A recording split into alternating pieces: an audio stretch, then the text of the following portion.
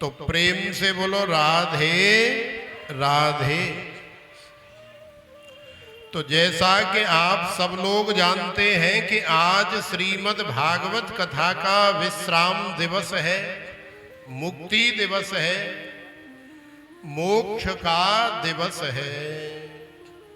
माने आज के ही दिन राजा परीक्षित का कल्याण हुआ, आज के ही दिन धुंधकारी का भी कल्याण हुआ, और आज के ही माने श्रीमद् भागवत के सप्तम दिवस के विश्राम के बाद जो भी भगवान की कथा सुनता है उसका मंगल होता है, उसका उद्धार होता है, उसका कल्याण होता है। तो हमारा भी कल्याण होगा, हमारा भी उद्धार, मंगल और मुक्ति होगी। तो देखो, मुक्ति आप किस प्रकार से मुक्ति करना चाहते हैं। एक मुक्ति तो होती है कि हमें जीते जी प्राप्त हो जाती है, दूसरी मुक्ति होती है कि यदि हम किसी के चक्कर में पड़ गए हैं तो उससे पीछा छुड़ाने का नाम भी मुक्ति ही है कि चलो यार, आफत कटी, पीछा छूटा, कैसे भी करके हम उससे मुक्ति तो कम से कम पा लिए, पीछा प्राण तो छुड़ा लिए। तो ये भी एक प्रकार की मुक्ति है। तो देखो, आज हर तरह से मुक्ति का दिवस है, चाहे आध्यात्मिक मुक्ति समझो और चाहे सांसारिक मुक्ति समझो, आज हर तरह से तुम्हारी मुक्ति होने वाली है। और वैसे भी आप लोग सोच तो रहे होंगे कि पता नहीं कहां से ये रामलीला कमेटी वालों ने महाराज को बुलाया वृंदावन से, और ये 7 दिन से हमारे प्राण खा रहे हैं। चलो शुक्र है आज 7वां दिन है, तो आज 1-2 बजे के बाद में इनसे प्राण छूटेंगे, पीछा छूटेगा। तो ये भी एक प्रकार से मुक्ति है। और हमारी भी आज शाम के बाद आप लोगों से थोड़ी दूरी हो जाएगी, तो हम भी आपसे मुक्त हो जाएंगे और आप हमसे मुक्त हो जाएंगे। लेकिन हम नहीं चाहते कि हम आपसे कभी मुक्त हो। क्यों? क्योंकि हम लोग भगवत प्रेमी हैं, भगवत भक्त हैं। तो भगवत भक्त, भगवत प्रेमी साधु संत कभी नहीं चाहता है कि भगवान के प्रेमी जनों से, सत्संगियों से कभी दूर रहे। भले ही शरीर से दूर रहेंगे, लेकिन मानसिक रूप से या और किसी रूप से तो संपर्क जो है हमारा और आपका हमेशा हमेशा बना ही रहेगा। जब भी आप हमें याद करोगे तो निश्चित ही अंतर मन का एक ऐसा तार होता है, एक ऐसा कांटेक्ट होता है कि अंतर मन की आवाज से हमारे अंदर भी आपकी याद आएगी। क्यों आएगी? क्योंकि आपने हमें याद किया। भले ही फोन नहीं किया, केवल अपने अंतर मन में याद किया।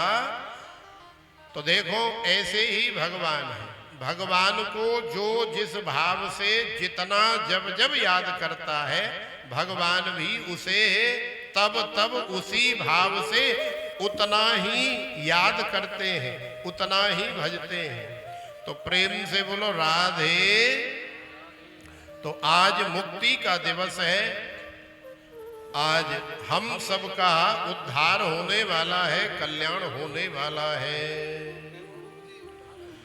तो देखो, जैसा कि हम सब लोग जानते हैं, ये श्रीमद् भागवत कथा का दिव्य आयोजन, और इस आयोजन के हमारे आयोजक हैं श्री रामलीला मैदान की कमेटी और श्री रामकृष्ण मित्र मंडल जिनका इसमें सहयोग है, और आप सबका भी सहयोग है। कुछ विशेष लोग भी हैं, जैसे हमारे श्री मनोज जी, डीपी शुक्ला जी, सुभाष जी और गोपी बाबू जी, और भी हमारे शंकर सिंघल जी, राम केवल जी। तो इनका इसमें विशेष सहयोग है। और भी जिन जिन लोगों का इस आयोजन में विशेष सहयोग है, उन सभी के दिलीप तिवारी, प्रदीप चौधरी जी, अनिल चौबे जी, हमारे विकास सिंह जी, तो जिन जिन लोगों का इस आयोजन में विशेष सहयोग है, उन सभी को साधुवाद, धन्यवाद।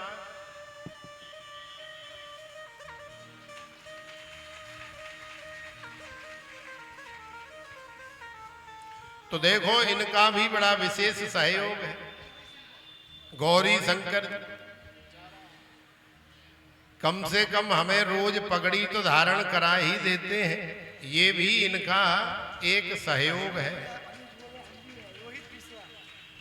हाँ, तो रोहित मिश्रा जी भी हैं, और भी सभी माता बहन भाई बंधु, आप सभी के आयोजकत्व में ये आयोजन आज विश्राम दिवस में प्रवेश कर रहा है।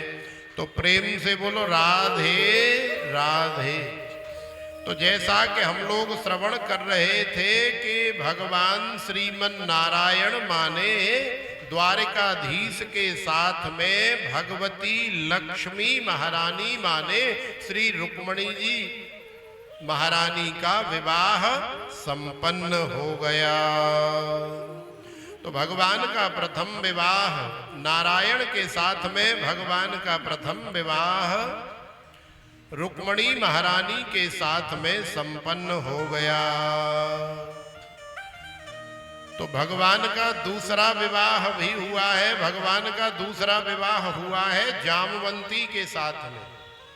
जामवंती के साथ कैसे हुआ, तो अति संक्षेप में आपको कथा सुनाए दे रहे हैं। देखो, एक राजा है सत्राजित, उनका भाई है प्रसेन। राजा सत्राजित ने सूर्य भगवान की साधना करी। सूर्य भगवान ने प्रसन्न होकर के कहा कि बेटा वरम ब्रूया। तो राजा सत्राजित ने कहा प्रभु जो आपको अच्छा लगे सो आप दे दीजिए। तो सूर्य नारायण भगवान ने प्रसन्न होकर के एक ऐसी मणि दे दी जिस मणि का नाम है स्यमंतक मणि या पारस मणि। तो पारस मणि राजा सत्राजित के पास में है।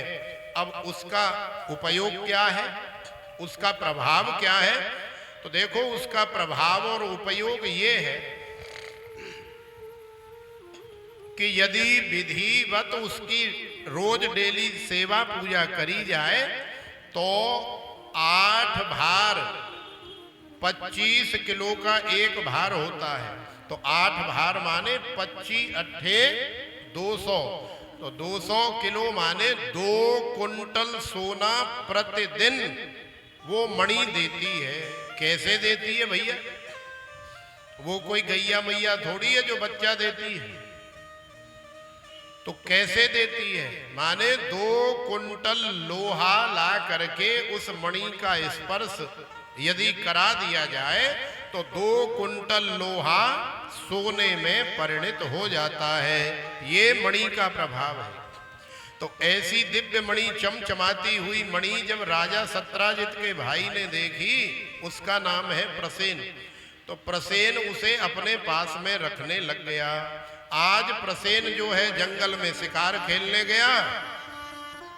एक बब्बर शेर ने चमचमाती मणि जो है प्रसेन के पास देखी तो पीछे से झपट्टा मार दिया, तो घोड़ा धराशायी हो गया। प्रसेन औंधे मुंह गिरा। सो ही सिंह ने छाती पे चढ़ के गला और पेट फाड़ दिया, तो प्रसेन की हत्या कर दी। और सिंह जो है चमचमाती हुई स्यमंतक मणि को लेकर के आगे बढ़ा। इतनी देर में एक भालू जी महाराज आ गए। और भालू जी महाराज ने सिंह के कान पे एक कर्रो सो रहपटो मार दियो लंबो सो ही सिंह भी एक ही रहपटे में धराशायी हो गए। तो भालू जी महाराज ने स्यमंतक मणि ली और ले जा करके अपनी गुफा में अपनी लाली जो कि परम सुंदरी है, जिसका नाम है जामवंती। क्यों? क्योंकि ये भालू जी महाराज कोई और नहीं, मैया यही है हमारे श्री जामवंत जी महाराज, जो त्रेता युग से भगवान के आने की आशीर्वाद की प्रतीक्षा कर रहे हैं। तो प्रसेन मर गया, स्यमंतक मणि जामवंती के पास में पहुंच गई। और इधर जब 4 दिन हो गए प्रसेन लौट करके नहीं आया, तो सारे संसार में द्वारिकाधीश के विरोधियों ने ये खबर फैला दी कि द्वारिकाधीश जल्दी से जल्दी बड़ा आदमी बनने के लिए, बड़ा राजा बनने के लिए प्रसेन की हत्या कर दिया और मणि लेकर के द्वारिका में चला गया। तो भगवान को जब खबर मिली तो भगवान को बड़ा दुख हुआ कि देखो तो सही, हमारा ना ही प्रसेन से कोई लेना देना है और ना ही उस मणि से कोई लेना देना है, लेकिन फिर भी हमारे माथे पर कलंक तो लग गया। कई बार संसार में झूठी हवा भी फैल जाती है। तो भगवान के सिर में मणि चुराने का और प्रसेन की हत्या का कलंक लग गया। अब उसी कलंक को धोने के लिए ठाकुर जी चले, द्वारिकाधीश गए जंगल में, जा करके देखा सिंह मरा पड़ा है। सिंह से आगे भालू के पद चिन्हों का पीछा करते करते द्वारिकाधीश पहुंचे जामवंत जी की गुफा में। वहां जाकर के देखा तो एक परम सुंदरी युवा कन्या उस चमचमाती हुई मणि के साथ क्रीड़ा कर रही है। भगवान ने जैसे ही मणि लेनी चाहिए, जामवंत जी पीछे ही खड़े थे, झपट्टा मार दिया और आनन फानन में एक आध पटखनी तो द्वारिकाधीश में दे ही गए। द्वारिकाधीश ने अपने आप को संभाला और फिर दोनों में द्वंद्व युद्ध चला। 27 रात्रि 27 दिन पर्यंत द्वंद्व युद्ध हुआ और 28वें दिन जामवंत जी महाराज ने सरेंडर कर दिया, पहचान लिया कि आप ही मेरे रघुनाथ हैं, आप ही मेरे स्वामी हैं, आप ही भगवान हैं। द्वारिकाधीश ने रघुनाथ का रूप धारण करके जामवंत जी को निहाल कर दिया, हृदय से लगाया। और जब जाने लगे तो जामवंत जी ने प्रार्थना करी कि हे प्रभु, ये मणि तो आप ले ही जाइए, लेकिन साथ में मेरी लाली परम सुंदरी है, यदि आप इसे अपने चरणों की दासी बना करके रख लेंगे तो मेरा इस संसार से जो है कल्याण हो जाएगा। मैं भी अब इस संसार सागर से जाना चाहता हूं। बस इस लाली की वजह से मैं रुका हुआ था, आपके आने की प्रतीक्षा कर रहा था। तो द्वारिकाधीश ने जामवंत जी का पवित्र भाव देखा और जामवंती को अपने चरणों की सेवा में अपनी रानी बना करके द्वारिकाधीश ने स्वीकार कर लिया। द्वारिका लेकर के गए और पाण ग्रहण संस्कार संपन्न हो गया। तो अब भगवान के कितने विवाह हो गए मैया? भगवान के 2 विवाह संपन्न हो गए। अब वही स्यमंतक मणि लेकर के भगवान द्वारिकाधीश राजा सत्राजित के पास पधारे और जाकर के वाके मुंह के आगे पटकी, बोले ले ये धरी तेरी मणि, ऐसे ऐसे ऐसे ऐसे। ये थी सारी कहानी। भले आदमी, तूने झूठा ही हमें सारे संसार में बदनाम कर दिया, हमारी इज्जत की, मान मर्यादा की सब धज्जियां उड़ा के रख दी।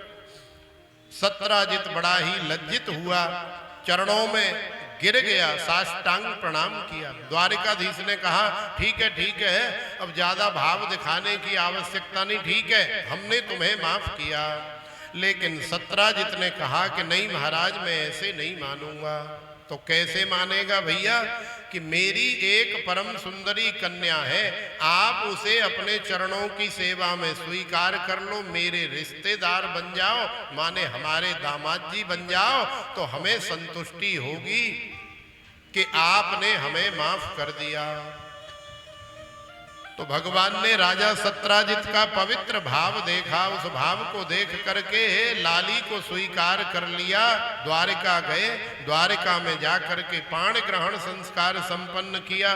तो इस प्रकार से हमारे द्वारिकाधीश का तीसरा विवाह सत्यभामा, सत्राजित की पुत्री का नाम है सत्यभामा, तो सत्यभामा के साथ में द्वारिकाधीश का तीसरा विवाह संपन्न हो गया। अब हमारे द्वारिकाधीश के कितने विवाह हो गए? पूरे 3 विवाह संपन्न हो गए। अच्छा एक बात बताओ, तुम्हें कथा समझ में आ रही है कि वैसे ही टकटकी लगा करके देख रहे हो, इधर से सुन रहे हो और उधर से दूसरी तरफ से बाहर निकल रही हो? आज प्रातः काल जब हम पूजन में आए तो हमारा नियम रहता है, कहीं भी यदि जाते हैं और मंदिर आसपास में हो तो सबसे पहले ठाकुर जी को प्रणाम करते हैं। तो नित्य यहाँ भी जब भी पूजन में दर्शन के लिए आते हैं तो नित्य हनुमान जी महाराज को सबसे पहले प्रणाम करते हैं और फिर पूजन में बैठे हुए देवी देवताओं को प्रणाम करते हैं। तो आज जब हम हनुमान जी महाराज के चरणों में प्रणाम करने गए तो वहाँ के पुजारी हमारे पंडित जी महाराज, जो बड़े ही प्यारे हैं, बड़े ही सहज और बड़े ही सरल हैं, बहुत अच्छे हैं, प्रेमी हैं, तो बता रहे थे महाराज हम आपकी बड़ाई नहीं कर रहे, लेकिन कई दिन से सोच रहे, रहा नहीं जा रहा है, क्योंकि आज विश्राम है और फिर आप चले जाएंगे तो मन की बात यदि मन में रह जाए तो फिर ठीक नहीं होता, तो आज हमें कह ही देना चाहिए। मैंने कहा कहो भैया, कहा कहना चाहते? तो बोले टाटा नगर में कथा तो कई चल रही है, इस समय कम से कम 3 कथा चल रही हैं, लेकिन महाराज वहाँ कोई नहीं जा रहा है, 10, 20, 50 श्रोता जाते हैं। हमने कहा क्यों नहीं जा रहे भाई, कथा में जाना चाहिए। अरे बोले महाराज वो पता नहीं वहाँ कौन सी कथा हो रही है, कैसी कथा हो रही है, का हुए समझ में ही नहीं आ रही है, कोई भागवत जी का ऐसा प्रसंग ही नहीं चल रहा है कि किसी को लगे कि भागवत की कथा हो रही है। तो देखो ऐसी भी कथा होती है संसार में और कली काल में सामने नहीं आते कथा में, पहले आ जाए। बैठ जाओ। तो देखो ऐसी भी कथाएं होती हैं संसार में कि समझ में नहीं आती हैं, 3 घंटे 4 घंटे ऐसे ही निकल जाते हैं, प्रसंग ही समझ में नहीं आता। भागवत की कथा हो रही है तो उसमें फिर भागवत के ही प्रसंग होने चाहिए, ऊटक पटांग समय पास नहीं होना चाहिए कि इधर से उठाया उधर से उठाया, और कई लोग वैसे ही अनर्गल समय पास करते हैं। बात मुद्दे की होनी चाहिए। भागवत जी का प्रसंग जहाँ विश्राम हो फिर वहीं से शुभारंभ होना चाहिए अगले दिन, और भले ही संपूर्ण प्रसंग जो है न हो सके, क्योंकि हरि अनंत हरि कथा अनंता गावहे वेद पुराण सब संता, लेकिन फिर भी कथा के जितने मुख्य या ज्यादा से ज्यादा प्रसंग हम कर सके या कह सके उतना प्रयास हमें करना चाहिए, बाकी भगवान की मर्जी। तो यहाँ ये जो जन सैलाब आता है या आ रहा है, ये जो ठाकुर जी के कथा के प्रेमी आते हैं, तो हमें भी लगता है कि यार कथा इनको समझ में तो आ रही है, कथा इनको अच्छी तो लग रही है, और कथा अच्छी तभी लगती है जब एक एक बात एक एक शब्द हमारी समझ में आए। अन्यथा हम भी 3 घंटे उल्टा सीधा बड़बड़ाएं, 4-6 भजन गाएं, हो गए 3 घंटे। तो ऐसा नहीं, भजन भी मधुर हो, कथा भी मधुर हो, वाणी में भी मिठास हो और साथ में विद्वत्ता भी हो। किसी भी प्रसंग को गागर में सागर भरने वाला हो वक्ता और सागर में गागर भरने वाला हो। विरक्त हो, वैष्णव हो, शाकाहारी हो। तो यदि अच्छे वक्ता से, अच्छे किसी विद्वान महापुरुष से, प्रेमी से कथा सुनोगे तो वास्तव में आपको कथा सुनने में आनंद आएगा और वही कथा आपको फल प्रदान करने वाली होती है। बाकी समय तो बहुत पास करने वाले हैं, तो हमने कहा कोई बात नहीं महाराज, समय है और सबका अपना अपना वक्तव्य है। भगवान की सबके ऊपर अलग अलग कृपा है। भगवान एक ही है, लेकिन हर जीव के लिए भगवान उसके लिए प्राइवेट है। माने मैं जितना जिस भाव से ठाकुर जी को मानता हूं या पूजता हूं, मेरे लिए ठाकुर जी उस भाव से हैं। आप जैसे मानते हैं, ऐसा नहीं है कि भगवान केवल भगवान ही है। भगवान माता भी है, पिता भी है, भाई भी है, बंधु भी है, सखा भी है, गुरु भी है, पति भी है, पुत्र भी है, दादा भी है, परदादा भी है, काका, चाचा, नाना, यहां तक कि भगवान पत्नी भी है। यदि कोई भगवान को अपनी पत्नी मान करके सेवा पूजा करे तो निश्चित भगवान उसकी पत्नी बन जाते हैं। ऐसी भी बहुत सारी कथाएं हैं। तो भगवान तो वैसे एक ही है, लेकिन जैसे जैसे जिस जिस भाव से हम उन्हें भजते हैं, भगवान वैसे ही बन जाते हैं। तो प्रेम से बोलो राधे राधे। तो द्वारिकाधीश के कितने विवाह हो गए? द्वारिकाधीश के 3 विवाह संपन्न हो गए। द्वारिकाधीश का 4था विवाह भी हुआ। आज द्वारिका से द्वारिकाधीश इंद्रप्रस्थ में माने दिल्ली में अपने प्रिय पांडवों से मिलने आए। शाम का भोजन प्रसाद पाया, भोग पा करके थोड़ा वॉक करने के लिए गए, थोड़ा टहलने के लिए गए। भगवान को लीला करनी थी तो भगवान ने अर्जुन से कहा कि बेटा अर्जुन, हम थोड़ा अपना कुछ नियम धर्म पालन कर लें, कुछ अपना नित्य नियम कर लें, तुम थोड़ा सा आगे पीछे हो जाओ। तो अर्जुन को थोड़ा आगे कर दिए, ठाकुर जी वहीं बैठ गए। अर्जुन ने आगे जाकर के देखा तो ऐसे निर्जन वन में, ऐसे सूखे सर्रे जंगल में जो बड़ा ही भयानक है, यमुना जी के किनारे एक परम सुंदरी कन्या बैठ करके तपस्या कर रही है, तप कर रही है। अर्जुन को बड़ा आश्चर्य हुआ। क्यों हुआ? क्योंकि ये माता बहनों का काम नहीं है कि वो कहीं जंगल में जाए, भयानक जगह पर जाए और वहां जा करके कठोर साधना करे। तो भैया फिर माता बहनों का क्या कर्तव्य है? तो देखो, माता बहनों का कर्तव्य है कि शादी से पहले जब बेटी कुंवारी रहती है तो उसे अपने माता पिता और भाई के संरक्षण में और उनकी आज्ञा में रहना चाहिए। अपनी माँ का हाथ बटाना चाहिए और अपनी पढ़ाई लिखाई करनी चाहिए। यदि समय मिले तो थोड़ा बहुत घर के ही मंदिर में बैठ के पूजा पाठ करे, कहीं कथा हो रही हो तो कथा सुन आए।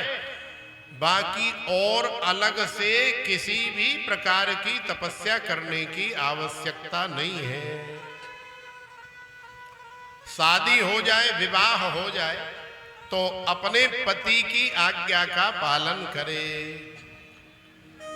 यदि पति हमारा हमें लग रहा है कि कुछ गलत भी है तो भी हमें उसकी आज्ञा कभी भी नहीं ठुकरानी चाहिए। क्यों? क्योंकि पति परमेश्वर होता है। आपको गलत लगता है तो प्यार से देखो, डांट करके फटकार करके नहीं। डांटोगी, मुंह बनाओगी, फटकारोगी तो उसमें तुम्हारा भी नुकसान होगा और पति का भी होगा, घर का भी होगा। लेकिन यदि वही काम आप प्रेम से करोगी, प्यार से करोगी, सहजता सरलता में करोगी तो निश्चित ही तुम्हारी बात एक न एक दिन वो मान लेगा, सुधर जाएगा। तो सुधारना भी तुम्हारे ही हाथ में है। तो शादी के बाद घर का कार्य है, बच्चों को संभालना है, बच्चों का लालन पालन पोषण करना है, बहुत सारे सेवा के कार्य हैं। इन सभी को करते हुए यदि समय मिला तो अपने ठाकुर जी की सेवा पूजा घर में कर ली, कहीं कथा हो रही है तो कथा सुनाई। तो देखो, माताओं के लिए इससे बड़ी तपस्या, इससे बड़ी सेवा और संसार में कोई नहीं है।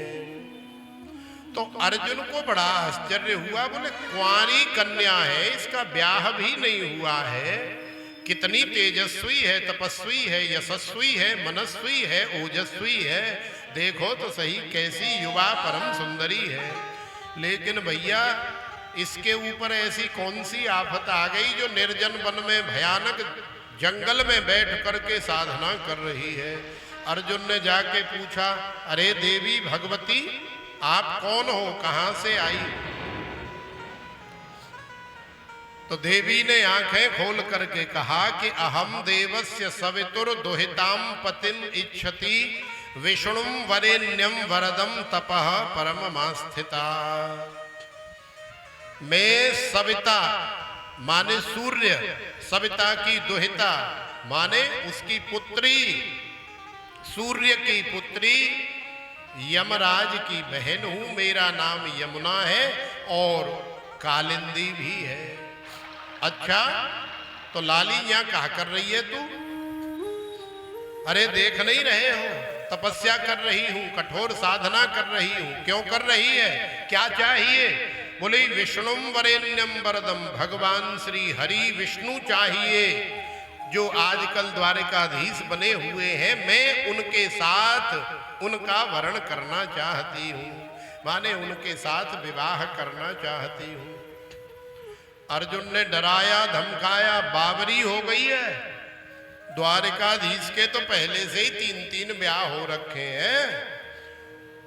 अरे तोकू पतो ना लाली, यदि काऊ को एक ब्याह है जाए संसार में तो एक ही झेलनी बड़ी मुश्किल हो जाती है। हमारे द्वारिकाधीश के तो ऑलरेडी 3-3 है गए और अब तू चौथी कहा करेगी वहां जाके। तो देखो अर्जुन ने खूब डराया धमकाया, ये ठाकुर जी की प्रेरणा से ही हो रहा है। लेकिन कालिंदी यमुना पीछे नहीं हटी। तो जब हम लोग भक्ति करते हैं, भजन करते हैं, ठाकुर जी से प्रेम करते हैं तो हमें डराने वाले, धमकाने वाले अनेकों हमारे मार्ग में, हमारे जीवन में अनेकों प्रतिकूल परिस्थितियां उत्पन्न होती हैं। लेकिन यदि हम लोग डरते नहीं हैं, धमकते नहीं हैं, हम लोग अपने लक्ष्य से यदि पीछे नहीं हटते हैं तो निश्चित ही वो दिन, वो समय भी आता है जब भगवान हमें स्वीकार कर लेते हैं। अर्जुन ने देखा कि डरी नहीं, सहमी नहीं, जाकर के सारी कहानी द्वारिकाधीश को बताई। तो द्वारिकाधीश ने कहा कि क्या करना है? तो अर्जुन ने कहा कि प्रभु आपने ही तो कहा है कि जो भगवत प्राप्ति के लक्ष्य से पीछे नहीं हटता, चाहे जान ही क्यों न चली जाए, तो ठाकुर जी फिर उसे स्वीकार कर लेते हैं। तो परीक्षा तो हमारी बहुत होती है। कई लोग कहते भी हैं कि महाराज पहले हम बहुत बढ़िया थे, सुखी थे, धन दौलत की भी कोई कमी नहीं थी, लेकिन जब से ये मंत्र जप करना प्रारंभ किया है, जब से कथा सुनना प्रारंभ किया है, जब से भगवान की भक्ति करनी प्रारंभ की है, तब से हमारे जीवन में अनेकों प्रकार की परेशानियां व्याप्त हो गई हैं। क्या करें महाराज, कोई उपाय बताओ। तो देखो, उपाय आपको हम बताएं। कैसी भी परिस्थिति आए आपके जीवन में, यदि आप भक्ति के पथ पर चल रहे हैं तो उससे आप पीछे न हटे। वो परेशानी आएगी और आ करके फिर चली जाएगी, और फिर आने वाला जो समय होगा वो बड़ा ही आपका उज्जवल होगा। माने बड़ा ही सुंदर समय होगा, जिसमें आपके पास संसार का सारा वैभव माने सब कुछ होगा। लेकिन यदि आप थोड़ा धैर्य धारण किए तो, और वहीं पटखनी खा गए, चित्त हो गए, पट्ट हो गए, गिर गए, तो फिर कोई गारंटी नहीं है। तो इस मार्ग में जब हम लोग चलते हैं तो अनेकों प्रकार की प्रतिकूल अवस्था परिस्थितियां आती हैं। यही हमारी परीक्षा है। तो परीक्षा में हमें पास होना जरूरी है। अरे संसार में भी जब हम पेपर देते हैं, परीक्षा देते हैं, तो वहां भी तो भैया पास होना ही पड़ता है। यदि फेल हो गए तो फिर से उसी क्लास में हमें 1 साल और पढ़ना पड़ता है। तो अर्जुन ने सारी बात बताई। द्वारिकाधीश ने कहा कि क्या करें? बोले प्रभु स्वीकार कर लो। द्वारिकाधीश गए और यमुना महारानी का इधर से हाथ पकड़ा अर्जुन ने, इधर से द्वारिकाधीश का पकड़ा, और दोनों के हाथ एक दूसरे के हाथ में पकड़ा करके मंगलम भगवान विष्णु मंगलम गरुड़ध्वज मंगलम पुंडरीकाक्ष मंगलाय तनोहरि पाण ग्रहण संस्कार संपन्न करा दिया। बोलिए द्वारिकाधीश भगवान की जय। तो अब हमारे द्वारिकाधीश के कितने विवाह हो गए मैया? अब हमारे द्वारिकाधीश के पूरे 4 विवाह संपन्न हो गए। कथाएं भी सारी समझ आ गई और 4 ब्याह भी हो गए। 5वां विवाह भगवान का हुआ है।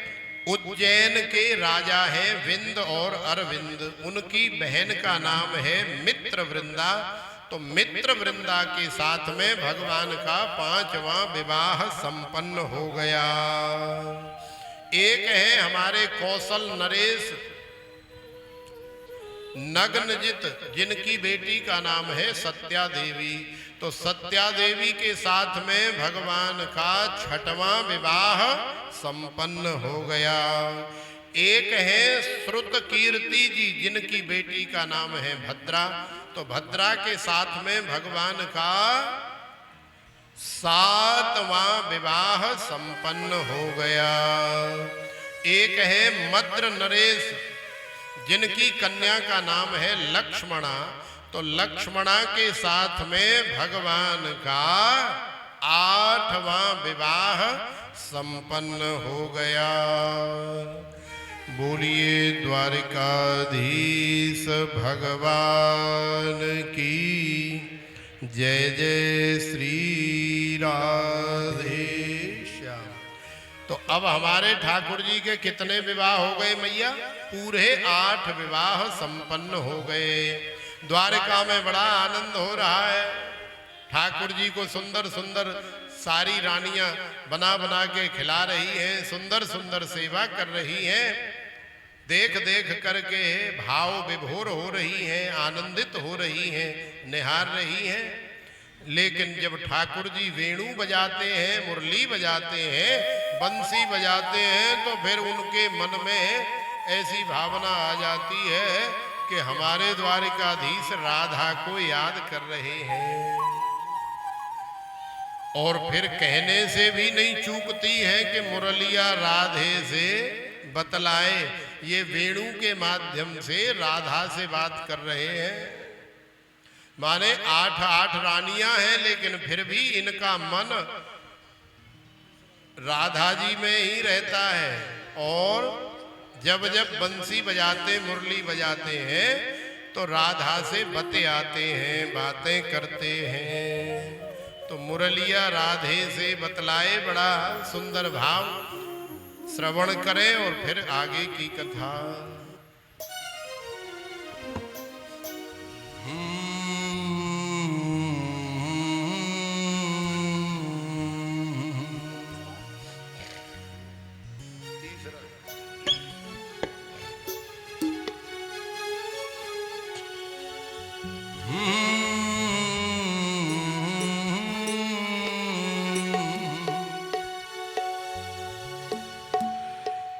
मुरलिया राधे से बतलाए, मुरलिया राधे से बतलाए, मुरलिया राधे से बतलाए, मुरलिया राधे से बतलाए, मुरलिया राधे से बतलाए, मुरलिया राधे से बतलाए।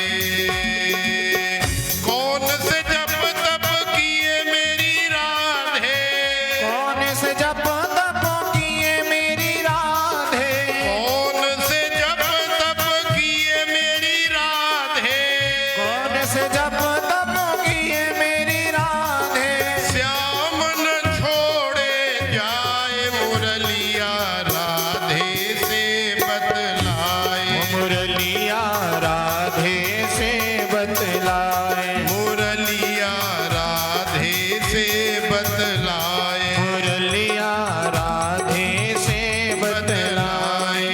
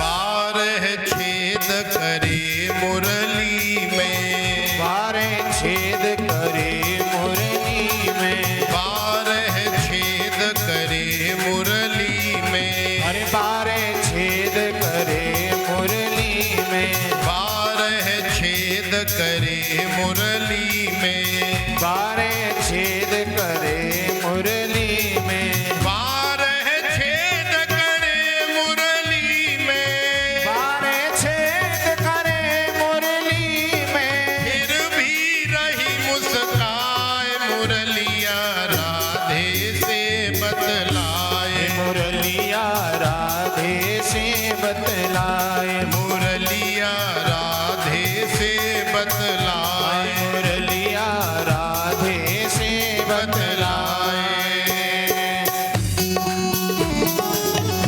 सेवा करते हुए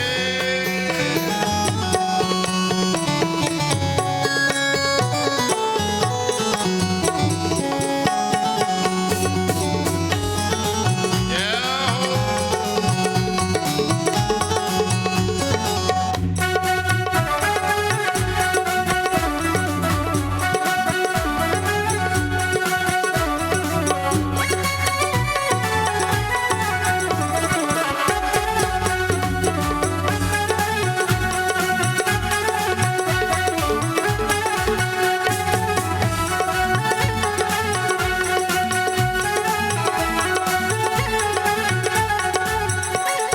हरे बांस की बनी रे मुरलिया, हरे बांस की बनी रे मुरलिया, सारे जग की लेती खबरिया, सारे जग की लेती खबरिया, हरे बांस की बनी रे मुरलिया, हरे बांस की बनी रे मुरलिया, सारे जग की लेती खबरिया,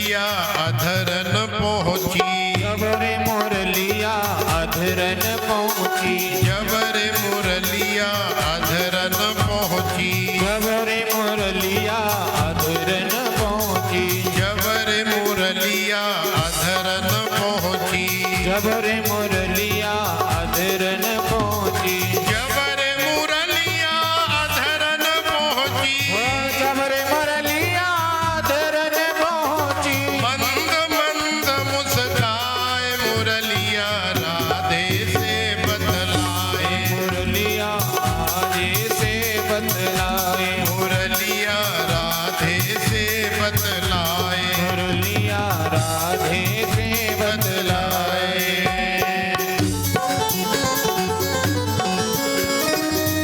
सेवा करते हुए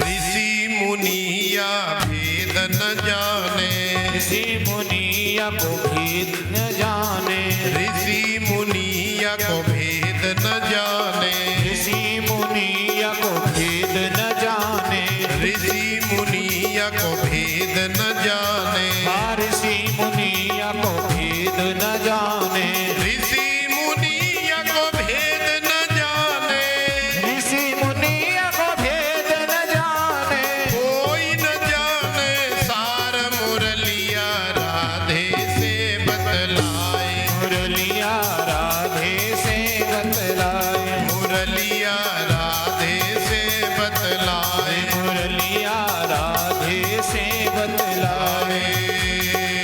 कौन से जप तप किए मेरी राधे, कौन से जप तप किए मेरी राधे, कौन से जप तप किए मेरी राधे, कौन से जप तप किए मेरी राधे, श्याम न छोड़े जाए मुरलिया राधे से बतलाए, मुरलिया राधे से बतलाए, मुरलिया राधे से बतलाए, मुरलिया राधे से बतलाए, मुरलिया राधे से बतलाए, मुरलिया राधे से बतलाए, मुरलिया राधे से बतलाए, मुरलिया राधे से बतलाए, मुरलिया राधे से बतलाए, मुरलिया राधे से बतलाए, मुरलिया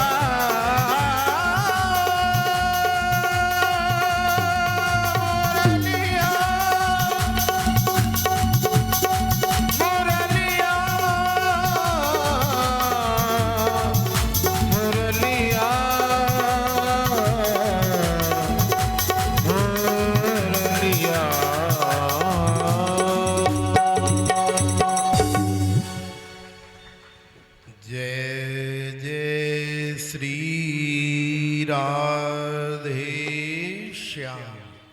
तो मुरलिया राधे से बतलाए, तो बड़ा ही विनोद द्वारिका में हो रहा है। द्वारिकाधीश की ये 8 रानियां द्वारिकाधीश की सेवा भी करती हैं और कई बार राधा जू का नाम लेकर के चिढ़ाती भी हैं। तो ये भी एक आनंद की बात है। तो देखो, भगवान के केवल 8 ही विवाह नहीं हुए, अपितु भगवान के और भी विवाह संपन्न हुए। कितने विवाह हुए मैया भगवान के? तो भगवान के हुए हैं 16,108 विवाह। आज हम सभी भागवत कथा के अंतिम पड़ाव में हैं और इस भागवत कथा का आनंद ले रहे हैं हमारे स्वामी जी के द्वारा ज्ञान गंगा में। चूंकि स्नान करने से केवल तन धुलाता है, लेकिन भागवत कथा का आनंद लेने से तन और मन दोनों धुलाता है। तो हम लोग चाहेंगे कि जयकारा ऐसे लगाइए कि हमारे स्वामी जी को मथुरा तक आवाज जानी चाहिए। बोलो वृंदावन बिहारी लाल की। ये तो टाटा स्टेशन तक नहीं पहुंचा। बोलो बाके बिहारी की, पवन सुत हनुमान की, बाबा भोलेनाथ की। श्री राधे श्री राधे। तो देखो ये भी इनका भाव है कि अपने आप को जयकारा लगाने से रोक नहीं पाए।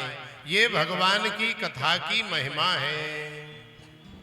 हम तो बिल्कुल आप जैसे ही साधारण एक मानव है, मनुष्य है, प्राणी है, संतों के सेवक हैं, दास हैं, बालक हैं, लेकिन भगवान की कथा की महिमा है, गुरुदेव भगवान की कृपा की और उनकी दया की महिमा है कि वो अपनी जय जयकार कराते हैं और इस बालक को आशीर्वाद प्रदान करते हैं।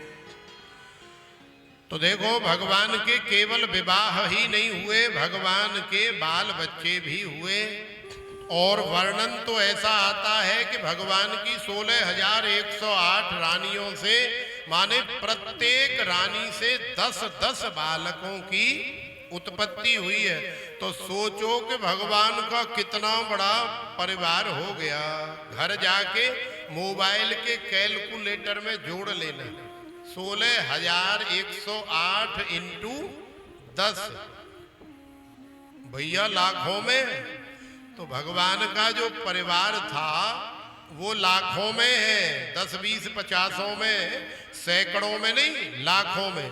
लाखों यदुवंशी थे भगवान के अपने वंशज, जिन्हें भगवान ने अपनी ही शरण में जाने से पहले ले लिया था। तो भगवान का सबसे पहला बालक कामास्तु वासुदेवांशो दग्ध प्राग रुद्र मन्युना देहोपपत्तये भूयस तमेव प्रत्यपद्यतः। श्री तुलसीदास जी ने भी कहा है कि कृष्ण तनय होए पति तोरा बचन अन्यथा होए न मोरा। तो भोले बाबा को जब देवता लोग जगाने के लिए, समाधि से बाहर लाने के लिए कामदेव को आगे करके चले थे, तो भोले बाबा को बाहर समाधि से लाने में सब विफल रहे। कामदेव ने बाण चलाए, भोले बाबा का तीसरा नेत्र खुला और उसी समय कामदेव जल करके भस्म हो गया। रति विलाप करती हुई आई, रति ने भोले बाबा से क्षमा प्रार्थना करी, हाथ जोड़े।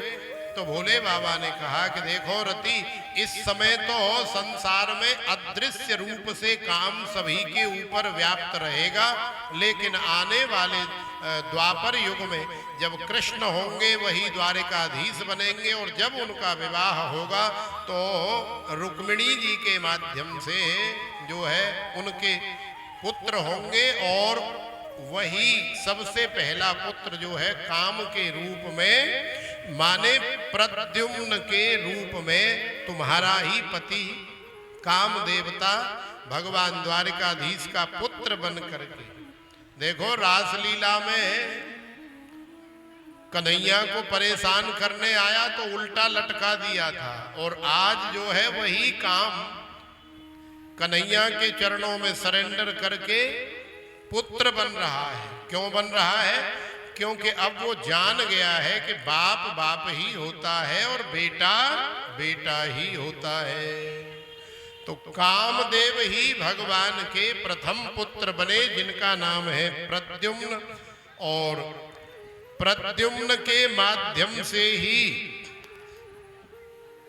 संबरासुर का उद्धार हुआ है, और संबरासुर के यहाँ ही रति का और प्रद्युम्न रूपी कामदेव का मिलन हुआ है और फिर रति के साथ में प्रद्युम्न का विवाह संपन्न हुआ है।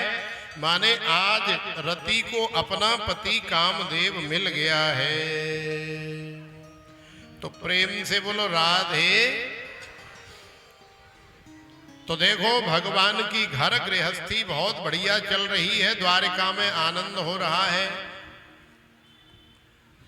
भगवान के और भी विवाह हुए। एक भूमि का पुत्र है भौमासुर, उसके मन में संकल्प हो गया कि दुनिया की जितनी सबसे सुंदर सुंदर कन्याएं हैं उन सभी कन्याओं के साथ मैं ही अकेला विवाह करूंगा।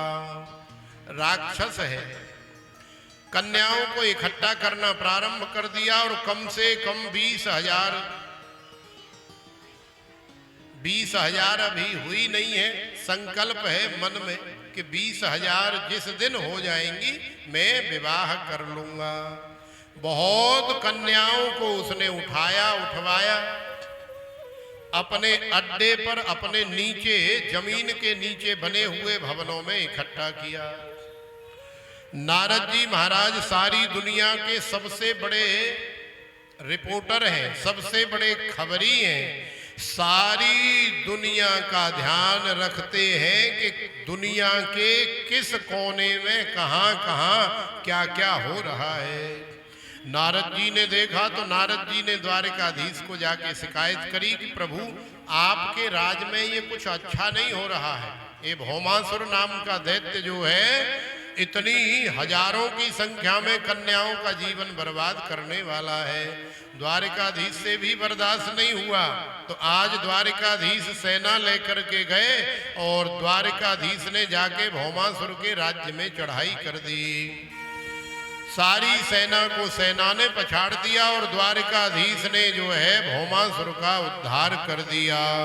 बोलिए द्वारिकाधीश भगवान की जय। तो द्वारिकाधीश ने उद्धार कर दिया, अब सारी कन्याओं को आजादी दिलाई।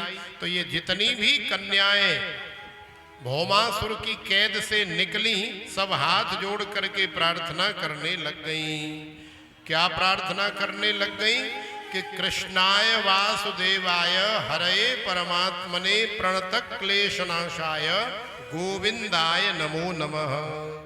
तो देखो यदि आपके जीवन में किसी भी प्रकार का कोई क्लेश है, कष्ट है, दुख है तो उसकी निवृत्ति करने के लिए, माने दुख दर्द क्लेश संकट दूर करने के लिए इस मंत्र का आप कम से कम 108 बार जप करें तो विश्वास है कि भगवान आपका दुख जल्दी ही हरण कर लेंगे। 108 बार नहीं कर सके तो कम से कम 51 बार करें। 51 बार भी नहीं कर सके तो कम से कम 21 बार करें। कौन सा? कि कृष्णाय वासुदेवाय हरये परमात्मने प्रणतक क्लेशनाशाय गोविंदाय नमो नमः। और यदि भगवान के प्रति प्रेम करना हो कि मुझे ठाकुर जी से प्रेम हो जाए, मुझे ठाकुर जी की भक्ति मिल जाए, उनके चरणों में मेरी रति मति गति हो जाए, मन लग जाए, तो फिर कात्यायनी महामाये महायोगिन्य धीश्वरी नंद गोप सुतम देवी पतिम में कुरुते नमः। देखो आप अपने घर में जाकर के इस कथा को सुन सकती हैं, अपने मोबाइल में भी देख सकती हैं कि महाराज जी ने जो मंत्र बताए हमें वो क्या है, कैसे हैं। तो घर में जाके अपने मोबाइल में YouTube खोलो, कृष्णा भक्ति रस नाम का चैनल है, उसे निकालो और निकाल करके रोज डेली की कथा देखो, आज की भी देखो। हमें देखो चाहे न देखो, लेकिन कम से कम अपने आप को तो देखो। भगवान जब जब भजन होता है तब तब कैमरा घूमता है और आप सब लोग यहाँ जितने बैठे हैं ना सबके चेहरे आते हैं उसमें, एक भी ऐसा नहीं है। अब कोई जानबूझ के इतना दूर चला जाए कहीं अपने आप को छुपा ले तो उसमें फिर हमारे कैमरा वाले भाई साहब की या हमारी कोई गलती नहीं। लेकिन यदि कोई ठीक ठाक जगह पर सामने आमने आगे पीछे बैठा है तो वो जरूर आता है। तो आप हमें देखो चाहे न देखो लेकिन अपने आप को तो रोज जाके ही देखा करो और दूसरों को भी दिखाओ। इस कथा को इधर उधर शेयर भी करो ताकि हजारों लाखों लोगों को भी पता लगे कि टाटा नगर में रामलीला मैदान में कथा भई और देखो कैसा आनंद आ रहा है। तो वो लोग भी इससे प्रेरित होंगे, शिक्षा लेंगे और हो सकता है वो भी कथा कराने का मन बनाएंगे तो वहां भी आपको सुनने का सौभाग्य मिलेगा और यहाँ तो हर साल मिलेगा ही। तो प्रेम से बोलो राधे राधे। हमारे बीच हमारे जेकेएस कॉलेज के पूर्व प्राचार्य श्री एपी सिंह जी पधारे हैं। हम उनसे अनुरोध करेंगे कि वह मंच पर आए और बाबा जी का आशीर्वाद प्राप्त करें। श्री एपी सिंह जी।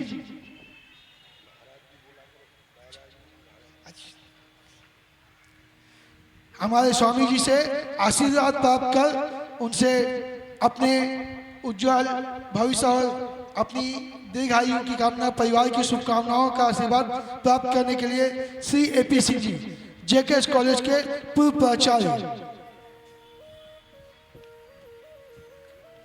आइए, शुभकामना, बधाई, आशीर्वाद। हमारे राजनीति परिवार के अभिभावक श्री राजन सिंह जी, आपसे अनुरोध है कि कृपया मंच पे आए। भाजपा के वरिष्ठ हमारे अभिभावक हैं, हम उनसे अनुरोध करते हैं कि कृपया मंच पर आए और हमारे स्वामी जी का आशीर्वाद प्राप्त करें।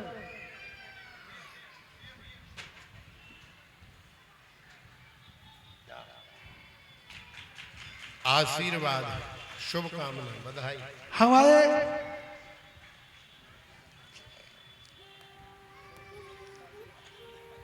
हमारे सहयोगी श्री जेके शर्मा जी से भी अनुरोध है कि कृपया मंच पर आकर स्वामी जी का आशीर्वाद प्राप्त करें। श्री जेके शर्मा जी।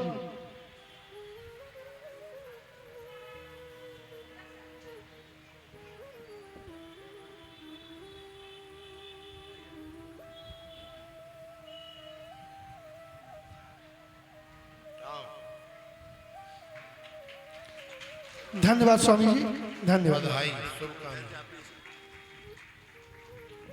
हेलो हेलो, 2 बजे से प्रसाद की व्यवस्था है।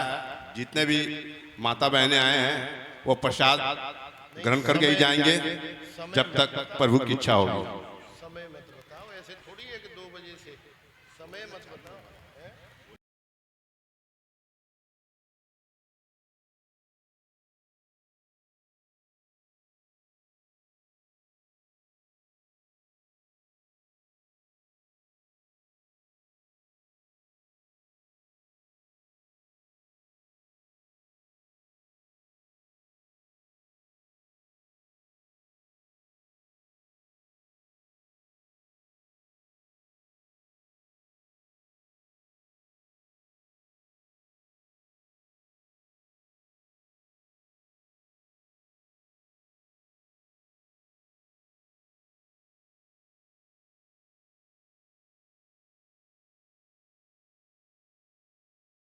तो प्रेम से बोलो राधे राधे। तो कृष्णाय वासुदेवाय हरये परमात्मने प्रणत क्लेशनाशाय गोविंदाय नमो नमः। ये भगवान का ऐसा मंत्र है कि इस मंत्र का जाप करने से हमारे जीवन की सारी बीमारियां, सारे कष्ट, सारे दुख दर्द दूर हो जाते हैं। तो देखो आज भौमासुर की कैद से जितनी कन्याएं निकली हैं, उन कन्याओं ने यही मंत्र का जाप किया और इसी से भगवान के चरणों में सरेंडर किया, प्रणिपात किया। नारद जी ने थोड़ा सहारा दिया तो द्वारिकाधीश ने उन सभी कन्याओं को अपने चरणों की सेवा में स्वीकार कर लिया। और फिर ठाकुर जी ने कहा कि भैया गिनती तो करो। तो उन कन्याओं की गिनती हुई है पूरी 16,100 और 8 विवाह भगवान के पहले हो गए हैं। तो अब हमारे द्वारिकाधीश के कितने विवाह हो गए? पूरे 16,108। और कोई विवाह तो नहीं बाकी बचा है। यदि और कोई विवाह बचा होगा तो हम करवा देंगे, बता देना। अभी शाम तक तो है ही है, किसी को याद आ जाए तो बता देना, वो भी करा दे। तो प्रेम से बोलो राधे। तो आइए अब आगे जो है श्री सुदामा जी का चरित्र है। नारद जी का जो है द्वारकापुरी को निरीक्षण करना भी है। नारद जी ने देखा कि भगवान इतनी रानियों के साथ कैसे रहते हैं। संसार में किसी की एक घरवाली हो तो एक ही घरवाली को संभालना बड़ा भारी पड़ जाता है। और फिर आदमी ब्याह के 2-4 साल बाद सोचता है यार कहाँ चक्कर में पड़ गया, मैं तो पहले ही ठीक था जब अकेला था। अब चलो पड़ गया तो पड़ गया, अब जैसे तैसे कैसे भी करके जो है रोके पीट के पिट के और हार के थक के अब जैसे भी करके जो है अब इस जन्म को तो काट लो, लेकिन अगले जन्म में ये ब्याह ब्याह के चक्कर में नहीं पड़ेंगे। ये तो बड़ा बेकार का चक्कर है। तो संसार में तो आदमी एक से ही इतना परेशान हो जाता है। तो आखिरकार द्वारिकाधीश के साथ तो 16,108 रानियां हैं। हर रानी सोचती होगी कि द्वारिकाधीश मेरे साथ रहे, मेरे पास रहे। तो द्वारिकाधीश यदि एक रानी के साथ एक दिन या एक रात रहते होंगे तो सोचो कि अगली वाली का नंबर तो पूरे 16,108 दिन बाद लगेगा भाई। तो 16,108 दिन में तो कई साल व्यतीत हो जाएंगे। तो नारद जी को शंका हो गई द्वारिकाधीश के प्रति। तो नारद जी गए प्रातः काल 4 बजे ब्रह्म मुहूर्त में जा करके भेष बदल करके, और सब रानियों के भवन अलग अलग हैं। ये रुक्मणी जी का है, ये जामवंती का है, ये सत्यभामा का है, ये श्रुत कीर्ति की सत्या देवी का है। अलग अलग अलग अलग सबके भवन बने हैं। नारद जी ने झांक करके देखा तो रुक्मणी जी के पास भी द्वारिकाधीश बैठे हैं, सो रहे हैं, खा रहे हैं, सब कुछ कर रहे। वहां से चले अगले भवन में जामवंती के कमरे में झांका तो वहां भी द्वारिकाधीश मौजूद है। वहां से फिर आगे बढ़े सत्यभामा के कमरे में झांका तो वहां भी मौजूद है। वहां से और आगे बढ़े तो कालिंदी यमुना के भवन में झांका तो वहां भी द्वारिकाधीश मौजूद हैं। 10-20 जगह जाकर के देखा, सो ही नारद जी का मोह भंग हो गया। नारद जी समझ गए कि हमसे भूल हो गई, हमने द्वारिकाधीश को एक साधारण नर की दृष्टि से देखा, अपितु द्वारिकाधीश हमारी और तुम्हारी तरह नहीं, वो तो साक्षात जगदाधिपति त्रिलोकाधिपति भगवान है, श्रीमन नारायण है। इसलिए द्वारिकाधीश तो द्वारिकाधीश हैं भैया, हमें द्वारिकाधीश की होड़ नहीं करनी चाहिए। हमसे तो एक ही नहीं झिल रही है। कई लोग सोचते हैं कि ये भी मेरी हो जाए, ये भी मेरी हो जाए, ये भी मेरी हो जाए। अरे भगवान जो भगवान ने दी है कम से कम उसे तो तू अपनी बना ले। दूसरी के बारे में तो बाद में सोचना, पहले उसे ही झेल ले। तो देखो एक ही पर्याप्त है तुम्हें चंदा तारे दिखाने के लिए, एक ही पर्याप्त है। तो द्वारिकाधीश की होड़ कोई नहीं कर सकता है। द्वारिकाधीश तो साक्षात भगवान है, वो करता भी है अकर्ता भी है, अन्यथा करता अकर्ता कुछ भी नहीं है।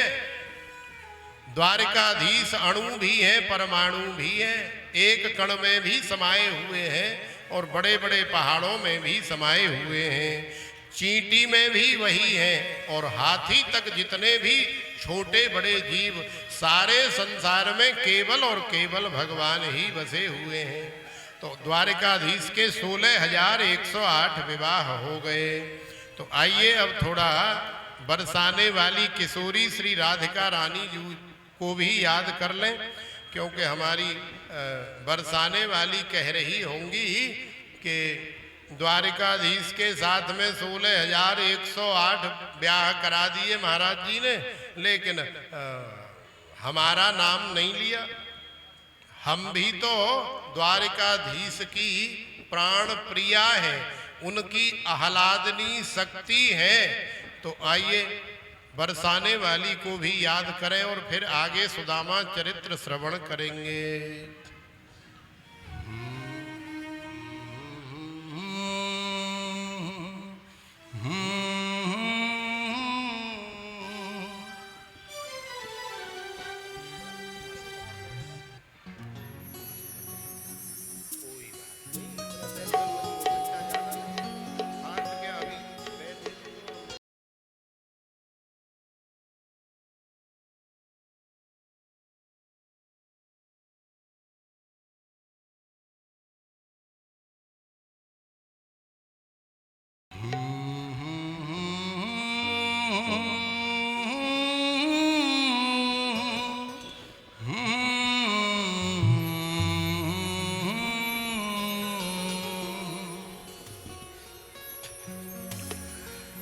लाडली श्यामा